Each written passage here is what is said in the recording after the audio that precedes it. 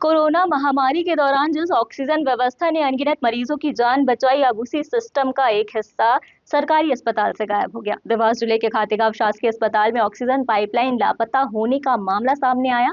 BMO ने police को दोबारा शिकायत देकर निष्पक्ष जांच की मांग की। अब सवाल उठ रहे हैं कि यह महज लापरवाही है, चोरी है या इसके पीछे कोई बड़ी मिलीभगत है। देवास जिले के खातेगांव शासकीय अस्पताल में कोरोना काल के दौरान स्थापित ऑक्सीजन सिस्टम का अहम हिस्सा अब जांच के घेरे में है। अस्पताल के 3 कमरों से ऑक्सीजन पाइपलाइन नहीं मिलने पर block medical officer doctor Tushar Gupta ने थाना प्रभारी को लिखित शिकायत देकर दोषियों पर कार्रवाई की मांग की है। बीएमओ के अनुसार शासन के निर्देश पर श्रीजी कंस्ट्रक्शन द्वारा पुराने कमरों का मरम्मत और रिनोवेशन कार्य कराया जा रहा था। इसी दौरान यह मामला सामने आया। खास बात यह है कि 17 मार्च को भी पुलिस को शिकायत दी गई थी, लेकिन कार्रवाई नहीं होने पर 13 जुलाई को दोबारा आवेदन देना पड़ा। सूत्रों के अनुसार ठेकेदार के कर्मचारियों की संभावित मिलीभगत की चर्चा भी है, हालांकि इसकी आधिकारिक पुष्टि अभी तक नहीं हुई। ये एक अत्यधिक गंभीर और दुर्भाग्यपूर्ण विषय है।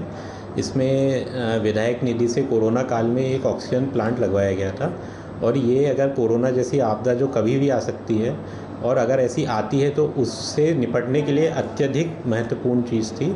इसमें प्लांट जो ऑक्सीजन जो सप्लाई है वो 4 से 5 कमरों में इसकी लाइन डली हुई थी और ये पुराने भवन में था और लगभग 1 साल पहले से पुराने भवन का रेनोवेशन का काम हो रहा है, जो शासन के द्वारा ही श्रीजी कंस्ट्रक्शन को दिया गया था।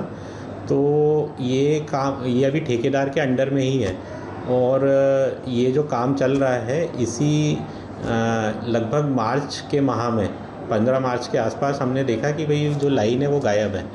तो हमने इस संबंध में लिखित में भी दिया था, उस समय हमारे पास रिसीविंग भी है थाने में। और फिर अभी हमारे द्वारा फिर उन्हें रिमाइंड किया गया कि भाई आप, क्योंकि आपके अंडर है और आपने बाहर प्रवेश निषेध भी कर रखा है, आपने पूरी तरह से टेक ओवर कर रखा है, आपका गार्ड रहता है, आपके ताले लगते हैं, तो आप इसको, क्योंकि ये लॉस हुआ है, आप इसको ठीक करा दीजिए।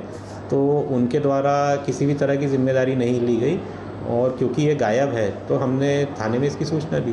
फिलहाल पूरा मामला पुलिस जांच के दायरे में है। अब यह जांच तय करेगी कि ऑक्सीजन पाइपलाइन कैसे गायब हुई और इसके पीछे जिम्मेदार कौन है। प्रशासन की अगली कार्रवाई पर सभी की नजरें टिकी हुई हैं।